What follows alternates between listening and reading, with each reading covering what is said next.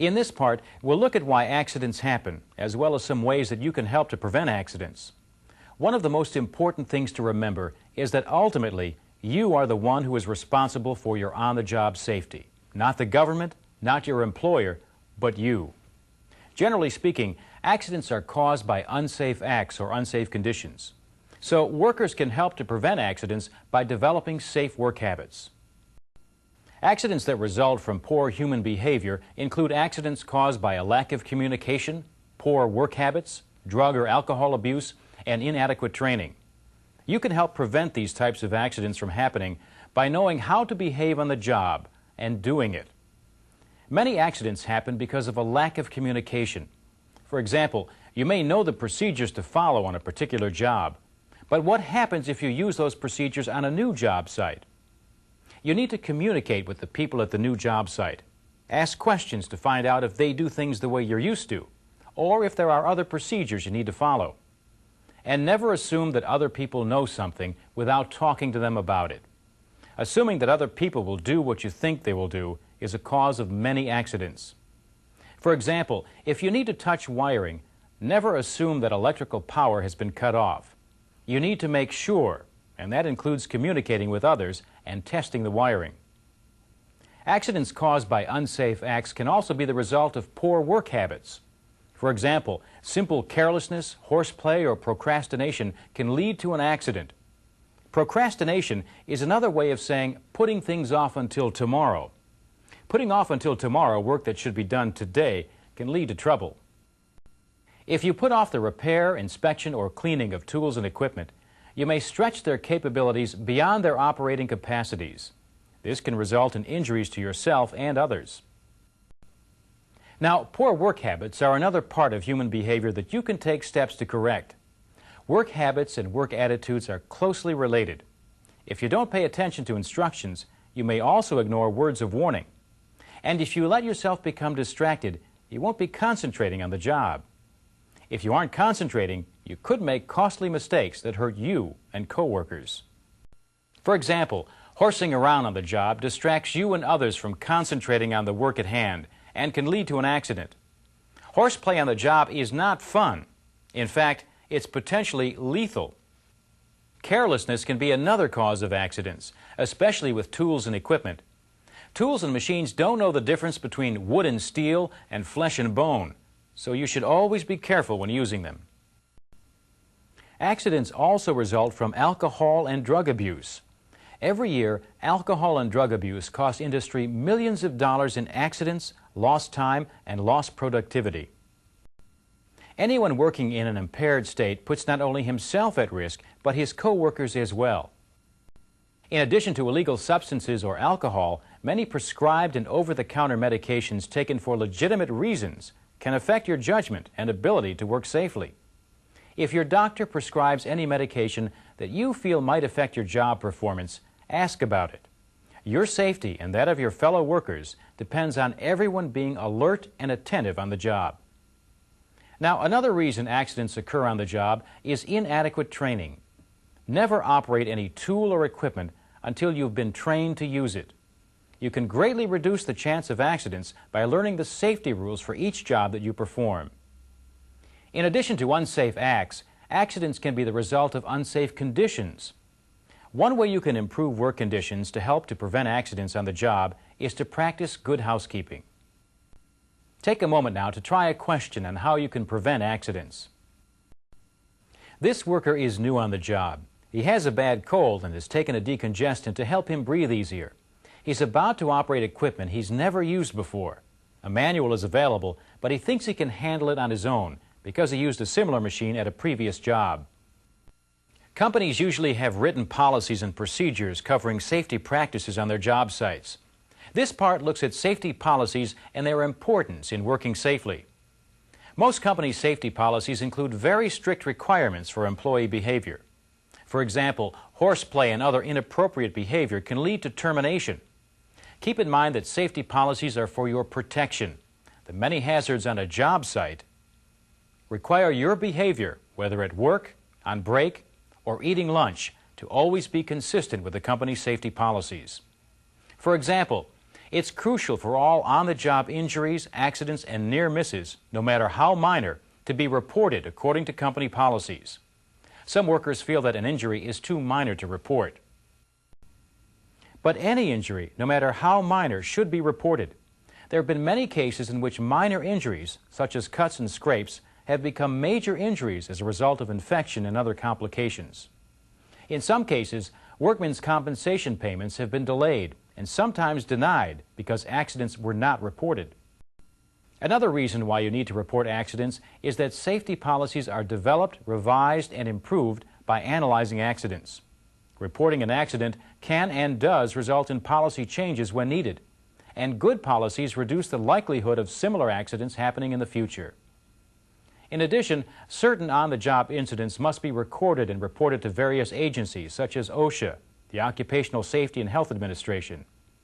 These incidents include injuries, accidents, and near misses.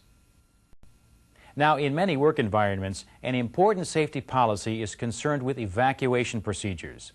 These procedures are put into effect when a dangerous situation arises.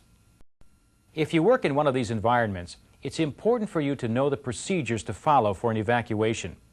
You must also know the signal that is used, usually a horn or siren, to notify personnel that an evacuation is required. When you hear the evacuation signal, you should follow the evacuation procedure to the letter. That usually means following a prescribed route from your location to a designated assembly area. And you must notify the person in charge when you reach the assembly area. This way they can account for you and not have to send others to look for you. Try a question now to check your understanding of company safety policies.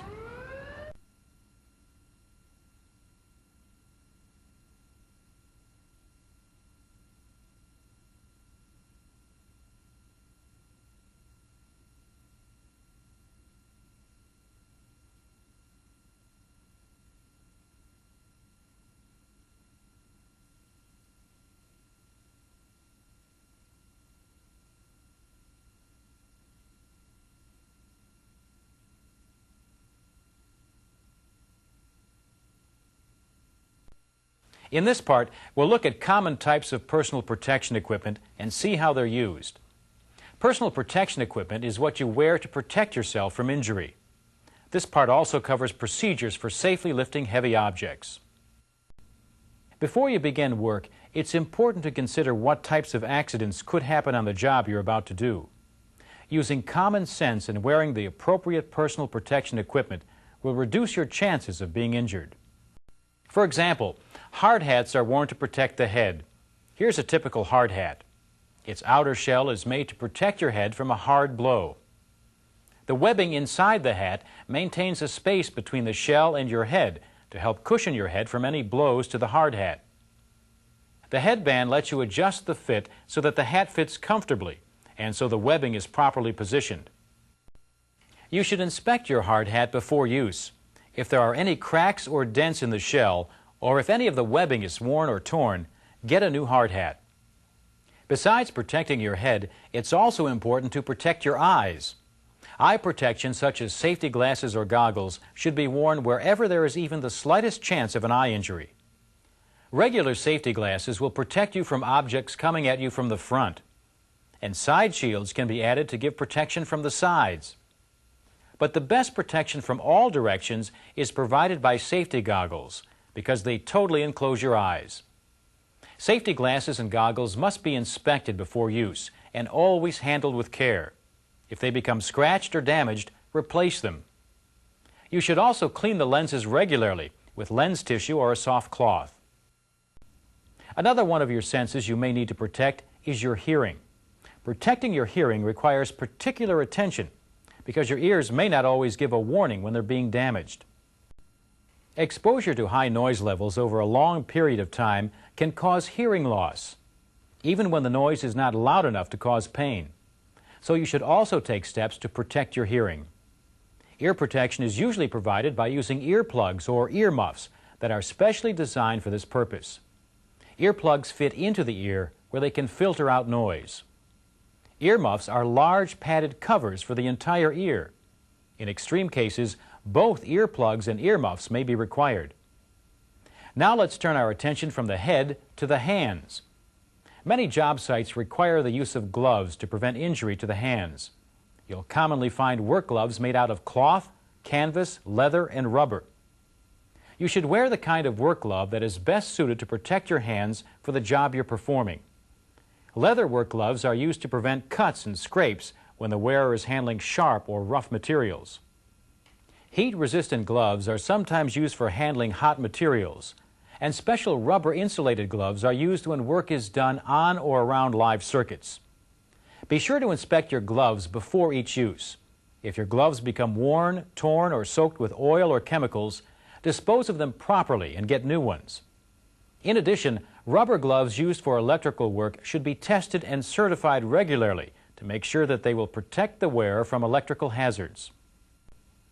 Now let's turn our attention to protecting the feet.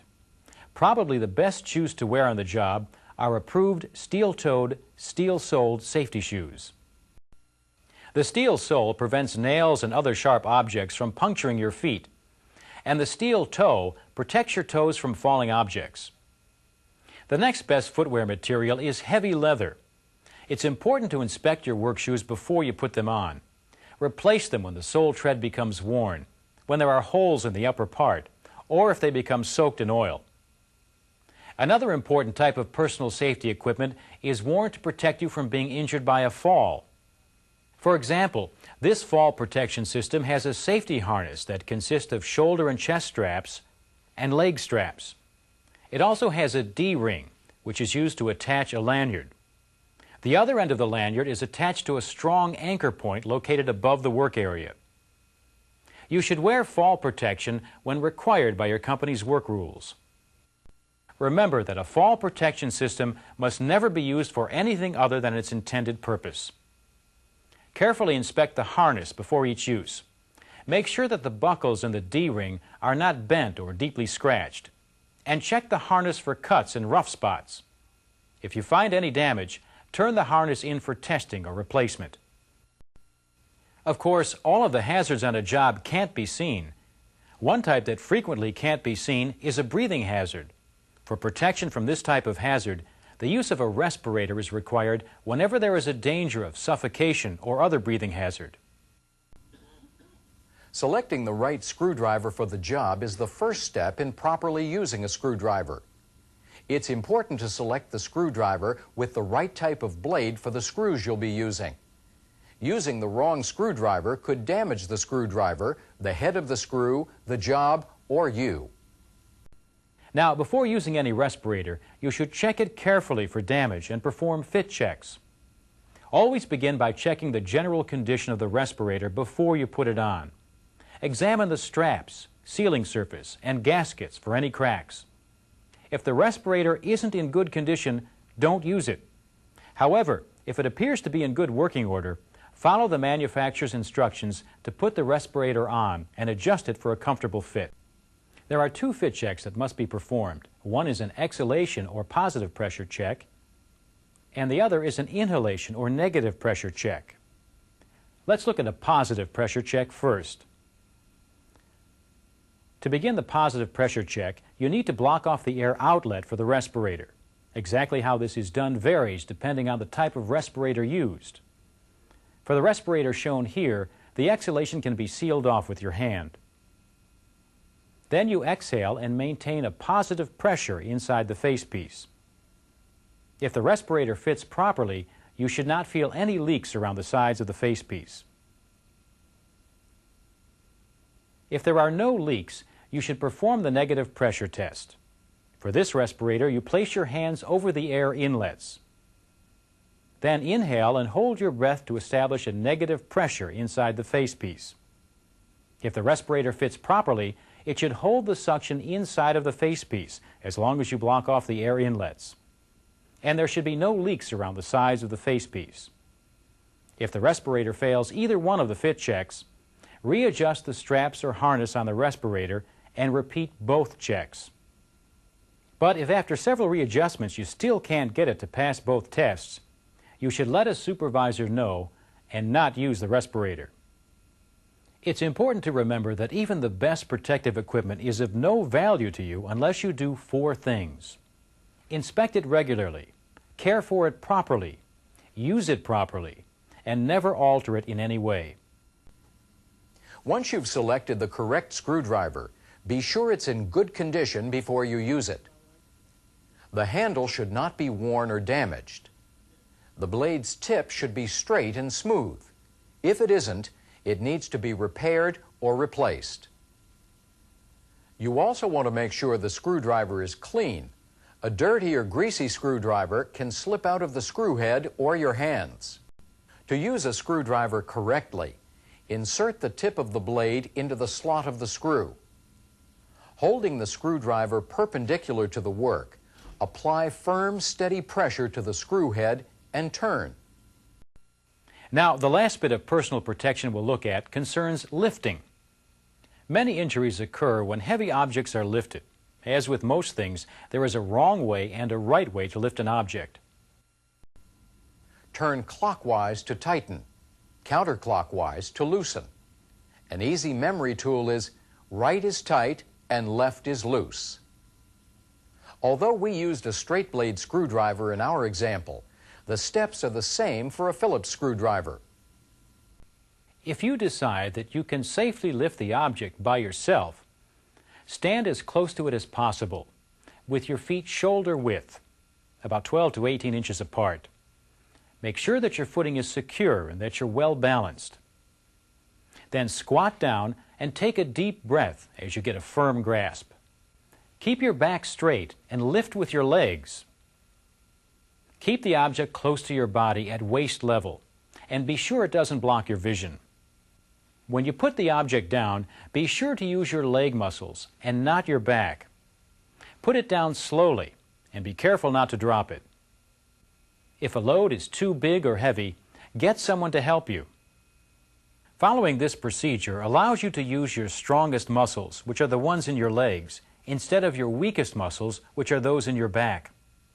Take a moment now to answer a question about personal protection. In this part, we'll take a look at common worksite hazards, and we'll discuss some general rules and guidelines for worksite safety. Specifically, we'll look at hazards associated with welding, trenching and excavating, proximity work, working around pressurized or high-temperature systems, and working in confined spaces. You should always take care around a welding operation. To prevent accidents from happening around welding, some basic safety guidelines should be followed. Always keep the work area clean and free from dangerous material. And always handle compressed gas cylinders with caution. The acetylene used in gas welding can be dangerous, and the cylinders containing it must be handled with extreme care. Never stare at a welding arc with the naked eye. Light from an arc is so concentrated that sometimes even the reflection of an arc can burn the eyes. This burn damage is commonly referred to as a flash burn. Keep in mind that even a brief unprotected exposure to a welding arc can do serious damage to your eyes. It's also important to note that the symptoms of damage usually may not show up immediately after the exposure has occurred. Symptoms of flash burn include headache, red or weeping eyes, trouble opening the eyes, impaired vision, and a swelling of the eyes. If you think that you may have experienced a flash burn to the eyes, you should get medical attention immediately. If you're the one who is welding, make sure that you use the proper protective equipment. To be properly equipped to weld, you need to have lens shields, a long-sleeve welding jacket, leather welder's gloves, high-top shoes approved for welding, and cuffless trousers which cover your ankles and shoe tops. It's important to remember that a work permit may be required before welding can be performed. It's also important to make sure that someone is present to monitor your work and alert you to potential problems. The person who does this job is often referred to as a fire watcher. After welding is completed, the fire watcher remains to make sure that there are no fires smoldering. The next few worksite hazards we'll look at occur around trenching and excavating operations. Cave-ins and objects and tools falling into an excavation are constant threats. So good job safety around trenches and excavations includes keeping tools, materials, and loose dirt and rocks away from the edges.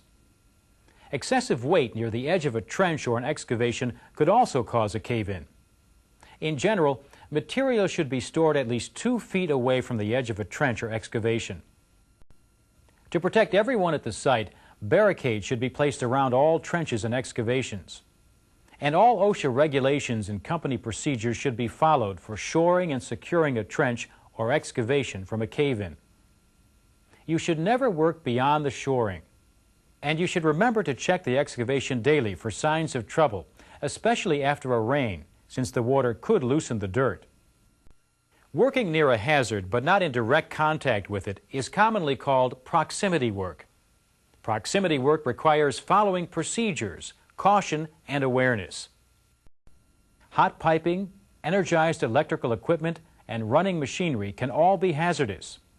In any case, you must perform your work so that you don't come into contact with the hazard. For example, you may need to erect barricades to prevent accidental contact. Energized electrical equipment is particularly hazardous. Regulations and procedures spell out the minimum safe working distance from energized electrical conductors. The distance that must be maintained varies with the voltage levels involved.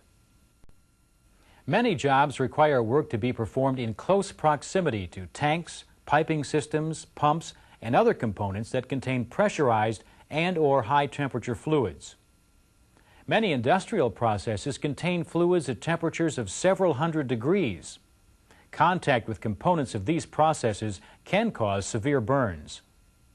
Any work around pressurized or high-temperature systems should be considered proximity work and dealt with accordingly. As the source voltage increases from 0 to its peak negative value, the capacitor is being charged, but in the opposite direction. When the source voltage reaches its peak negative value, the capacitor is fully charged. Again, the source voltage and the voltage across the capacitor are equal and opposing, so current is 0. As the source voltage passes its negative peak, the capacitor again starts to discharge. When the source voltage reaches 0 again, current is at its peak positive value, and the cycle is complete. Now, in the example we just looked at, capacitance was the only factor that affected current and voltage. In a purely capacitive circuit, capacitance causes voltage and current to be out of phase. Because capacitance opposes a change in voltage, changes in current always take place ahead of changes in voltage. Another way to say this is that in a purely capacitive circuit, current leads voltage by 90 degrees. Now see if you can answer a question about the relationship between capacitance, current, and voltage. If a space meets the definition of a confined space and also contains hazards that are immediately dangerous to life and health, it can be classified as a permit-required confined space. Before these spaces are entered, a permit needs to be obtained. Permit-required confined spaces are defined as confined spaces that contain or have a potential to contain a hazardous atmosphere, that contain a material that could engulf or surround a worker, that contain any other recognized serious safety or health hazards, or that is configured so that a worker could be trapped or suffocated. When you're working in a confined space, always follow your company's procedures. Following these procedures may include receiving clearance from a safety representative before starting work. At the minimum, working in a confined space requires that you stay in voice or visual contact with someone outside the confined space, such as an attendant or a fire monitor. Before starting work, make sure that the atmosphere inside the space has been tested for oxygen content, explosive gases, and other hazards. Make sure that you know and follow company guidelines for selection and use of respiratory equipment. While you're working, use only approved electrical appliances, lights, extension cords, and tools. And never attempt to perform a rescue or enter a confined space unless trained and authorized to do so. If an emergency exists, notify the proper personnel. Take a moment now to try a question on safe worksite safety practices. In this part, we'll look at safety practices for working with equipment and materials that are commonly found at work sites. We'll also look at material safety data sheets and at procedures for working safely around hazardous substances. Let's begin with safe practices associated with motorized vehicles. Many types of motor vehicles, such as trucks, forklifts, and cranes, are common to work sites. Working safely around motorized vehicles requires care on the part of their operators, but also on the part of anyone working in their vicinity. The operator of any motorized vehicle is responsible for the safety of passengers and the protection of any load being carried. Using common sense and following safety rules help prevent accidents, and the operator should have a clear view of the road. This means that windshields, rear-view mirrors, and lights should be clean and functional. When operating a motorized vehicle, you should always wear your seatbelt. Also, be sure to obey all speed limits, and be sure to reduce your speed when you're in crowded areas. When you're backing up, look to the rear and sound the horn first. If your rear vision is blocked, you'll need to get someone to direct you. If your vehicle has a backup alarm, make sure it's working. And make sure you turn off the engine and set the brakes before leaving the vehicle for any reason, including to refuel. Now, cranes and other vehicles used to lift loads require additional precautions. For example, another worker may be required to signal the driver about the position of the load or the direction of the vehicle's travel. When we talk about negative power, we mean power that is returning to a power supply from a load. We can better understand what this means by looking at a second type of AC power, reactive power. The next equipment safety procedures we'll look at are concerned with protecting you from potential hazards associated with electricity, flammable liquids, chemicals, acids, and steam. There are several techniques used to put equipment in a safe condition to be worked on. For example, tags and locks may be used to ensure that the status of a system or component doesn't change while work is being performed. In other words, locks and tags are used to make sure that motors aren't started, valves aren't opened or closed, and no other changes are made that would compromise worker safety. Tags and locks are placed on each switch, circuit breaker, valve, or other component that is operated to isolate the equipment. In this way, workers are protected from all potential sources of energy. In this topic, we looked at some hand tools that are used to turn fasteners. We saw two types of screwdrivers designed to install and remove screws. And we also looked at several types of wrenches. Although wrenches have different designs, their general function is the same, to turn fasteners. Now try some practice questions to check your understanding of screwdrivers and wrenches. In most lockout procedures, each lock has its own key, and the key is kept by the person who installs the lock. In general, the person who installs the lock is the only one who can remove it. When a device, switch, valve, or piece of equipment is locked out, a proper tag is also attached. Only tags that have been approved for the worksite should be used. And a basic rule of thumb is to never operate any device, valve, switch, or piece of equipment with a tag or lock attached to it. The exact procedures followed for lockout, tagout vary between different companies and work sites, so you'll need to learn about and follow the lockout, tagout procedures used where you work. Another potential safety hazard from which workers should be protected is any opening in a wall or floor. There are two basic ways in which workers are protected from these hazards. The openings are covered or guarded. Any hole in a floor should be covered if possible. When covering an opening is not practical, barriers, which you may also hear referred to as barricades, are used to alert workers to the hazard.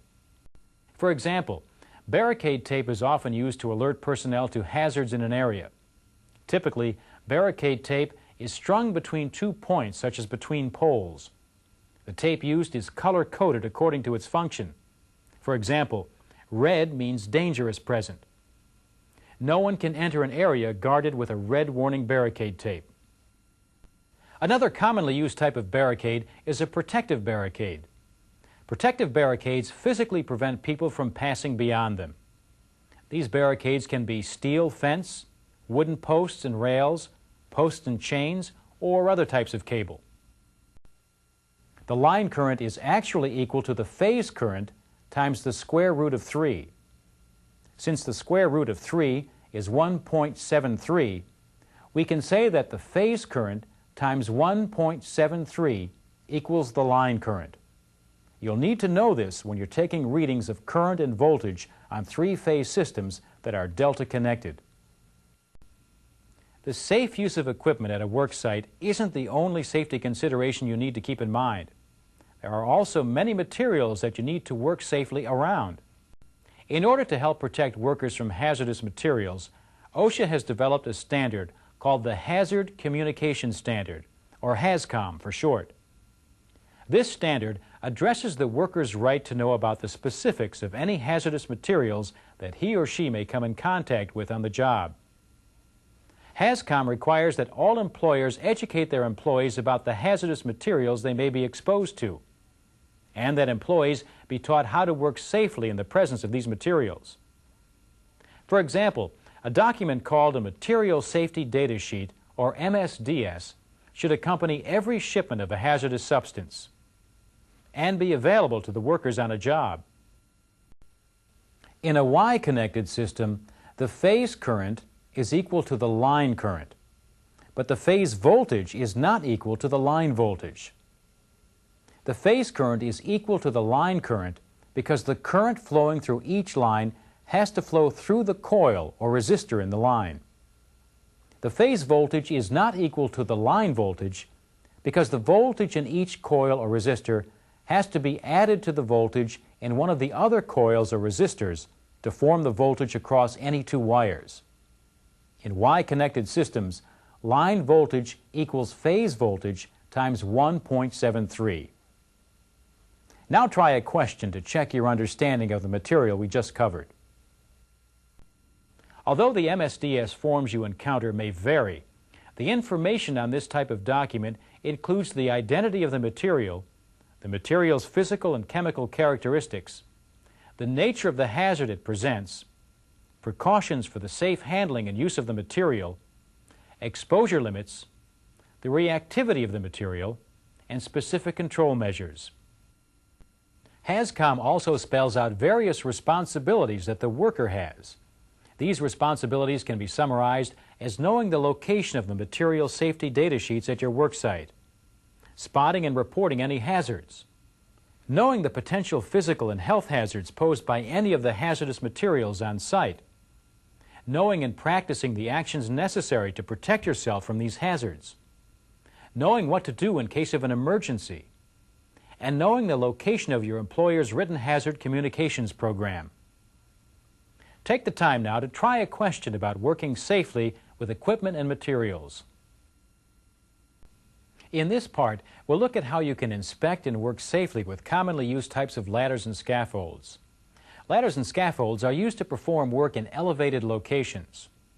Now, anytime work is performed above ground level, there is an increased chance that an accident will occur. We'll begin with a look at ladders. Basically, there are three types of ladders commonly found at work sites: straight ladders, extension ladders, and step ladders. This is a straight ladder. It consists of two rails, rungs between the rails, and safety feet on the bottoms of the rails. The straight ladders used at work sites are usually made of wood or fiberglass. OSHA requires regular inspections of all ladders and an inspection before each use. Another commonly used type of ladder is actually two straight ladders connected, and that's an extension ladder. The two straight ladders are assembled using a mechanism that allows the overlap between them to be varied. This makes it possible to vary the length of an extension ladder to match the needs of a particular job. An extension ladder also has rung locks that support the weight of the movable section and a person climbing on the movable section. When you're inspecting an extension ladder, you look for many of the same things that you look for on a straight ladder.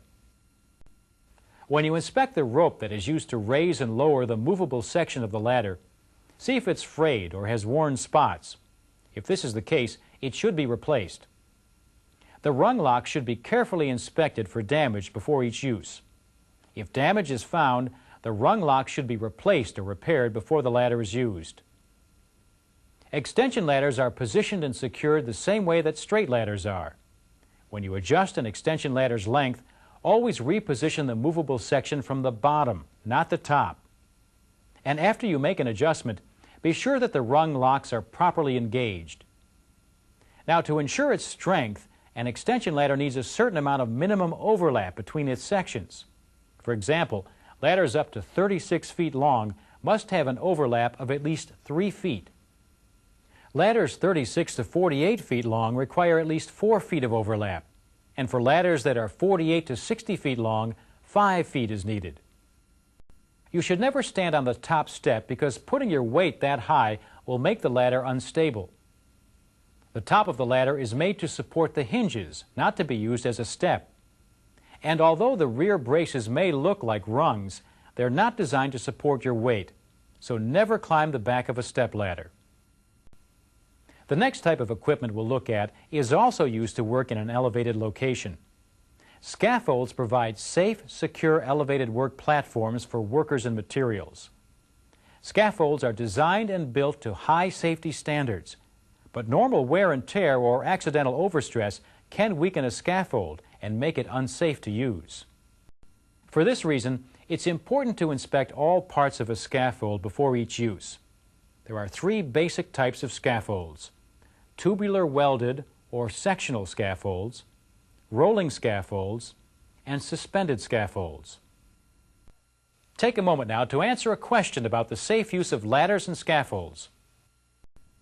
Well, in this topic, we looked at actions that can be taken to help ensure worksite safety, including personal protection, safe work practices on the job, safe handling of equipment and materials, and safety practices for working with various types of ladders and scaffolds. Try some practice questions now that relate to this material. Electricity is a form of energy. The movement or flow of electricity is called current. Current is measured in units called amperes, or amps for short. The force that makes electricity flow is called voltage. Voltage is measured in units called volts. Now, all materials offer some resistance to current flow. Generally, current tends to flow along the path of least resistance back to its source. A material that current can flow through easily is called a conductor. Some substances such as copper, steel, and aluminum are excellent conductors. In other words, current flows easily through them. The human body is also a conductor.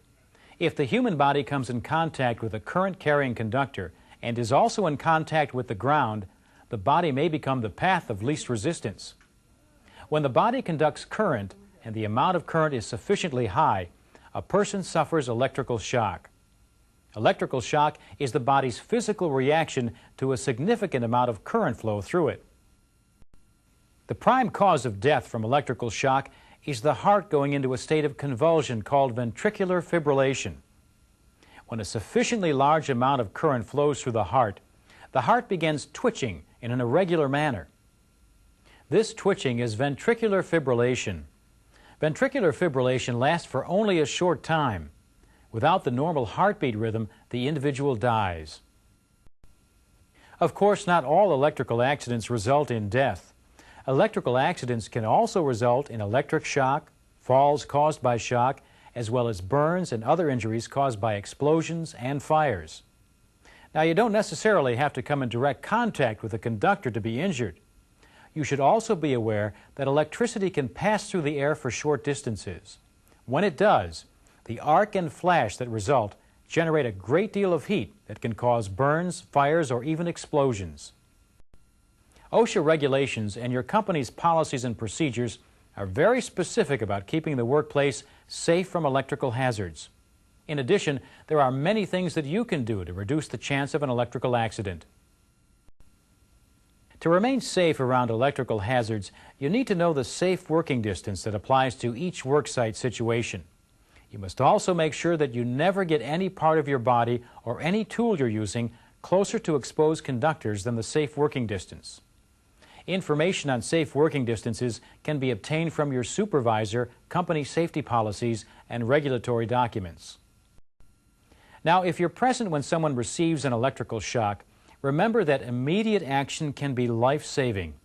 If someone is shocked, follow your company's procedures to respond to the situation. These procedures include reporting the situation and disconnecting the circuit. If the circuit cannot be readily disconnected, use non-conducting material to separate the victim from the circuit. Be careful not to touch the victim or the electrical source unless you are safely insulated. You don't want to become another victim. Once the victim is separated from the circuit, provide first aid as required and call for an ambulance. Of course, the best way to provide fire safety is to prevent a fire from starting in the first place. There are several measures that you can take to help prevent fires. Always work in a well-ventilated area, especially when you're using flammable materials such as shellac, lacquer, paint stripper, or construction adhesives. Also, never smoke or light matches when you're working with flammable materials. You should make sure that combustible materials are stored only in approved containers, and keep oily rags in approved metal containers. It's also important to know how to use fire extinguishers. This includes knowing where fire extinguishers are located and what type of extinguisher to use for different types of fires. In addition to fuel, oxygen, and heat, one more thing is needed for a fire, and that's a chemical reaction among all three elements that allows combustion to occur and to continue. If any of the three elements is missing, there cannot be a chemical reaction and a fire cannot start. And if a fire has started, removing any one or more of these elements will extinguish the fire. Fuel can be defined as anything that will combine with oxygen when heat is present. Heat can be considered as anything that will raise a fuel's temperature to what is called the flash point. The flash point is the temperature at which a fuel gives off enough gases to burn. The flash point temperature of many substances is quite low, room temperature or less. When burning gases raise the temperature of a fuel to its ignition temperature, the fuel itself will burn and keep burning even though the original source of heat is removed. The best way to prevent a fire is to make sure that the three elements for a fire to start are never present in the same place at the same time. This can be done for different types of fuel by recognizing and removing at least one of the elements. Many other materials at work sites are referred to as ordinary combustibles, and they can become fuel for a fire. The term ordinary combustibles refers to wood, paper, cloth, and similar materials. The easiest way to prevent fire involving ordinary combustibles is to remove the fuel by keeping a neat and clean work area. If a fire does start, you are not expected to be an expert firefighter. However, you may have to deal with a fire to protect yourself, others, and property. So it's important for you to know the location of firefighting equipment at your job site. And it's equally important for you to know which equipment to use on different types of fires. While you're learning where the firefighting equipment is located, also learn the procedure for reporting fires. If a company fire brigade has been formed, learn how to contact them in case of a fire. Fires are divided into 4 classes, and each class of fire has a different method of firefighting and a different type of extinguisher. Take a moment now to check your understanding of fire safety. Regular safety glasses will protect you from objects coming at you from the front, and side shields can be added to give protection from the sides. But the best protection from all directions is provided by safety goggles because they totally enclose your eyes. After a component position measurement has been taken and recorded, the shaft assembly components can be removed. As each component is removed, it should be inspected and tagged for identification. All machine surfaces should also be inspected. The shaft nut that holds the outer shaft sleeve in place is removed first, and then the sleeve is taken off. The impeller nut is then removed to free the impellers and other components from the shaft. For example, a document called a Material Safety Data Sheet, or MSDS, should accompany every shipment of a hazardous substance and be available to the workers on a job. As the source voltage increases from 0 to its peak negative value, the capacitor is being charged, but in the opposite direction. When the source voltage reaches its peak negative value, the capacitor is fully charged. Again, the source voltage and the voltage across the capacitor are equal and opposing, so current is 0. As the source voltage passes its negative peak, the capacitor again starts to discharge. When the source voltage reaches 0 again, current is at its peak positive value, and the cycle is complete. Now, in the example we just looked at, capacitance was the only factor that affected current and voltage. In a purely capacitive circuit, capacitance causes voltage and current to be out of phase. Because capacitance opposes a change in voltage, changes in current always take place ahead of changes in voltage. Another way to say this is that in a purely capacitive circuit, current leads voltage by 90 degrees. In a Y-connected system, the phase current is equal to the line current, but the phase voltage is not equal to the line voltage. The phase current is equal to the line current because the current flowing through each line has to flow through the coil or resistor in the line. The phase voltage is not equal to the line voltage because the voltage in each coil or resistor has to be added to the voltage in one of the other coils or resistors to form the voltage across any two wires. In Y-connected systems, line voltage equals phase voltage times 1.73.